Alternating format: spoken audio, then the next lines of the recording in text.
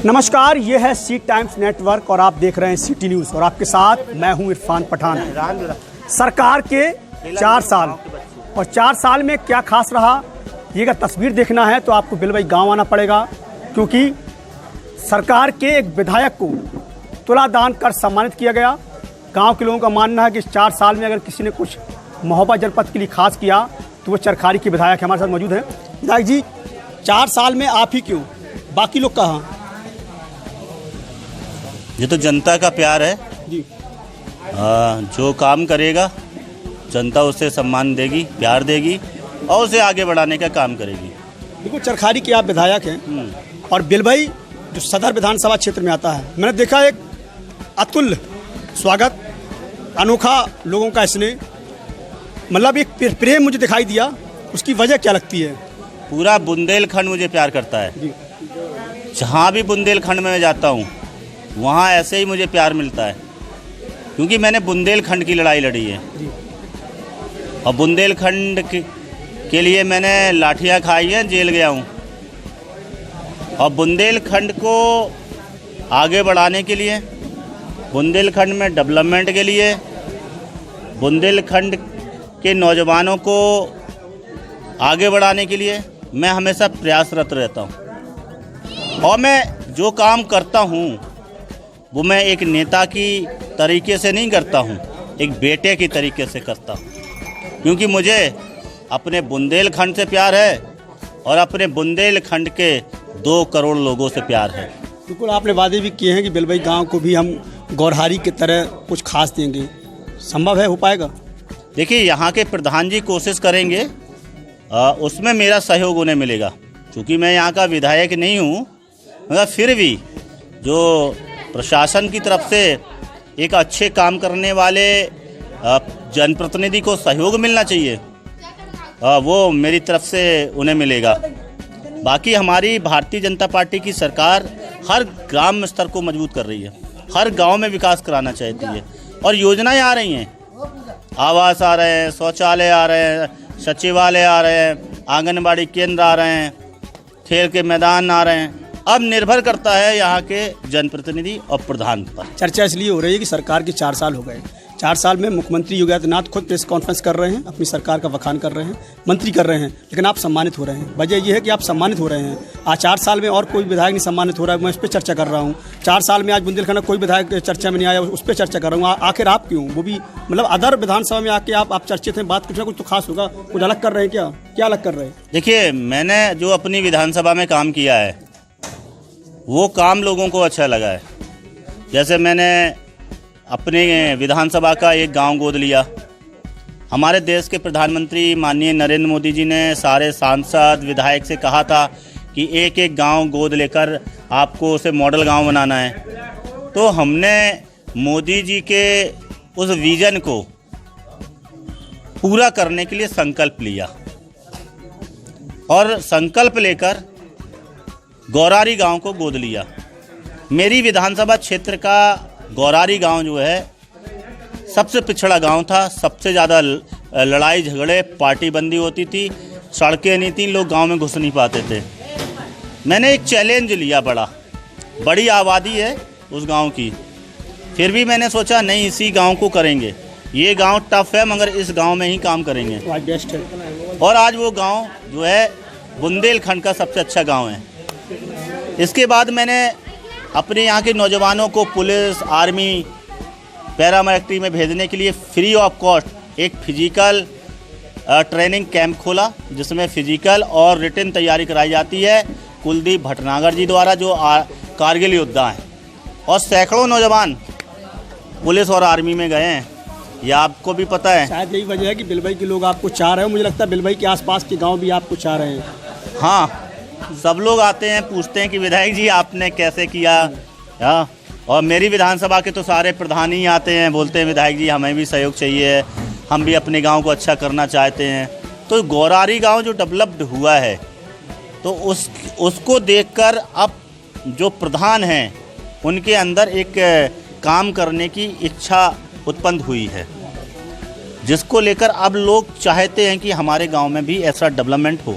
मुझे लगता है कि अब इसी बहाने आप धीमे धीमे बुंदेलखंड राज की जो धीमी पड़ चुकी चिंगारी उसको भी तेज करना चाह रहे हैं ऐसे प्रोग्रामों के माध्यम से, ऐसा भी है? बिल्कुल। देखिए, बुंदेलखंड राज बनना तो बुंदेलखंड के लोगों के लिए बहुत बहुत ज़रूरी है, क्योंकि इतना बड़ा प्रदेश उत्तर प्रदेश, जहाँ 24 करोड़ की पॉपुलेशन, इतने बड़ी पॉपुलेशन को संभालना, वहाँ के एजुकेशन सिस्टम को अच्छा करना, वहाँ की मेडिकल सिस्टम को ठीक करना, बहुत सी चीज़ें ऐसी हैं जिनको ठीक करना बड़ा कठिन रहता है।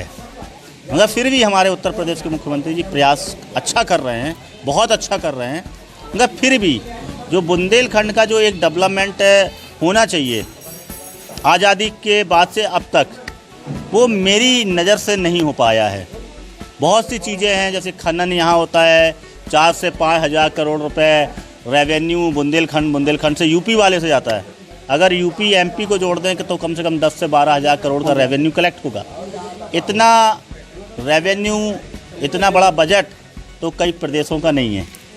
अगर ये बुंदेलखंड राज बनेगा तो ये सारा रेवेन्यू हमें मिलेगा और ये रेवेन्यू और बढ़ेगा। कश्मीर चमक रहा है। हाँ, कश्मीर चमक रहा है। बिल्कुल, बुंदेलखंड का कश्मीर चमक रहा है। कैसे? आप लोगों ने देखा है वहाँ पे जो काम हो रहा है, वहाँ का मेला मैदान का सौंदर्यीकरण हुआ, वहाँ पे जो गुलमोहर पार्क था उसको पंडित दीनदयाल उपाध्याय पार्क बनाया गया है, वहाँ पे तिरंगा लगाया गया है, वहाँ पे नौकायान, स्टीमर, जो बुंदेलखंड के लोगों ने कभी कल्पना नहीं की थी। वहाँ पे घाटों में किस तरीके से सौंदर्यीकरण किया गया है, आज वो एक आकर्षण का केंद्र बना हुआ है। रात के 9 से 10 बजे भी जाइएगा आपको तो वहाँ पे भीड़ मिलेगी, अच्छी खासी भीड़ मिलेगी। सब लोग घूमने आते हैं, सेल्फी लेते हैं, बोटिंग करते हैं, एंजॉय कर रहे हैं। पहली बार चरखारी के अंदर ऐसा हुआ है। बिलबई हो गया, चरखारी हो गया, बुंदेलखंड राज हो गया। 2022 मुकाबले में कौन है आपकी बीजेपी के? बीजेपी के मुकाबले में कौन है? किस दल को मान रहे? कोई नहीं है, कोई नहीं है, किसी से लड़ाई नहीं है। कोई लड़ाई में है ही नहीं। क्या लगता है? गलत फहमी लोग हटा दें, लड़ाई में कोई है ही नहीं, कहीं कोई लड़ाई नहीं है, एक तरफा। आपको लगता है कहीं लड़ाई है? एक तरफा, बिल्कुल एक तरफा रहेगी, आप देखिएगा, एक तरफा लड़ाई है। बिल्कुल। ये थे चरखारी के विधायक, चर्चित, हमेशा बयानों के लिए विवादित, हमेशा लोगों के बीच में रहने वाले, हमेशा कुछ अनोखा और नया बोलने वाले, और हमेशा अपनों के बीच में चर्चित रहने वाले चरखारी विधायक, जिन्होंने साफ तौर पे ये कहा कि बीजेपी के मुकाबले कोई नहीं, बुंदेलखंड का कश्मीर चमक रहा है। बिलबई का प्रेम सहयोग सिर्फ यहाँ के व्यक्तिगत लोगों से मुलाकात का सिलसिला था और बुंदेलखंड राज को लेकर जो बुझी हुई आग है उसको चिंगारी और हवा देने का काम करने का था। तो ये थे चरखारी के विधायक। विधायक जी, जय जय बुंदेलखंड, बहुत बहुत धन्यवाद। मगर आपने एक बात कही विवादित बयानों से, मैंने एक बार यहाँ पे पिछले जो एसपी थे और डीएम थे, मैं जब वो गलत काम कर रहे थे, भ्रष्टाचार कर रहे थे, तो मैंने उन्हें चोर कहा था, भ्रष्टाचारी कहा था। तब मीडिया जगत ने इसी प्रकार से कहा कि विधायक के विवादित बिगड़े बोल, और आप तो सच्चाई जानते हैं। आप हमेशा ऐसे बोलते क्यों? ऐसे ही हमेशा नहीं तो क्या पाटीदार के ऊपर आज मुकदमा नहीं है? बिल्कुल है। क्या पाटीदार चोर साबित नहीं हुए हैं? क्या अवधेश तिवारी जो जिलाधिकारी थे वो साबित नहीं हुए हैं? तो ये साबित हुए ना, मैंने सच बोला। क्या एक IAS IPS या कोई भी अधिकारी क्या भ्रष्टाचार नहीं कर सकता? क्या लगता है बी चंद्रकला के ऊपर हजारों करोड़ का घोटाले का आरोप है। कभी इस बाकी जो आप करते हो, विभाग बयान देते हो या विवादित देते हो, इससे कभी कुछ प्रेशर भी पड़ती होगी आसपास के लोगों? क्या पड़ती होगी? प्रेशर भी पड़ता होगा, दबाव भी पड़ता होगा, यार आप क्या बोलते हो, क्यों बोलते हो, ऊपर से फोन आता है? नहीं, हमारी पार्टी में ये अच्छा है। भारतीय जनता पार्टी में लोकतंत्र है, स्वतंत्रता है, जो चाहे बोल सकते, आप अपनी बात कह सकते हैं, जो सही बात है। मतलब आप सच बोलने का आपको अधिकार है। सपा और बसपा में आप सच नहीं बोल सकते। वहाँ बंदिश है, बंदिश वहाँ बोल नहीं सकते हैं, वहाँ तो सच नहीं बोल सकते हैं। भारतीय जनता पार्टी में ये बहुत बड़ी अच्छाई है कि आप अगर सही है और अपने जनता के लिए कुछ बोल रहे हैं तो आपको बोलने का अधिकार है। और मुझे लगता है हर राजनीतिक दल में लोकतंत्र जिंदा रहना चाहिए, और जिन राजनीतिक दलों में लोकतंत्र ही जिंदा नहीं है, जिन जनप्रतिनिधियों को बोलने का अधिकार ही नहीं है जिन दलों में, वो राजनीतिक दल कभी भी ना क्षेत्र का विकास कर सकती है, ना वो अपने प्रदेश का कर सकती है, और ना वो अपने देश का विकास कर सकती है। एक सवाल है, बुंदेलखंड में आप अपने को किनारे कर दीजिए, अलग कर दीजिए, आप किसको बेस्ट विधायक मानते हैं अपने बाद या अपने समतुल्य या कुछ भी, किसको अच्छा मानते हो? ये तो आप तुलना कीजिए ना, किस काम के लिए मानते हो? ये तो मीडिया का काम है। कोई विधायक जो आपको अच्छा लगता है, प्रभावित करता है, उसका कार्य प्रभावित मुझे सारे विधायक अच्छे लगते हैं बुंदेलखंड में। बुंदेलखंड के मेरे सारे विधायक अच्छे लगते हैं, मगर ये आपका काम है सच को जनता के सामने लाने का, और जनता सबको जो स्वीकार करती है, प्रेम देती है, वो दिखाई देता है।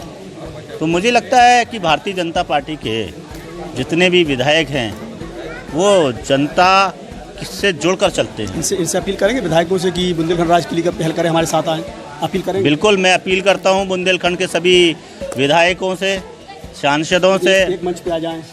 नहीं, सब लोग एक मंच पर हैं और सबके मन में हैं, सब लोग चाहते हैं बुंदेलखंड राज बने, मगर बुंदेलखंड के जनप्रतिनिधियों के साथ साथ में बुंदेलखंड के पत्रकारों को, बुंदेलखंड के अधिवक्ताओं को, डॉक्टरों को, टीचरों को और यहाँ की आम आवाम को सरकार तक ये मैसेज देना पड़ेगा कि हम बुंदेलखंड राज चाहते हैं।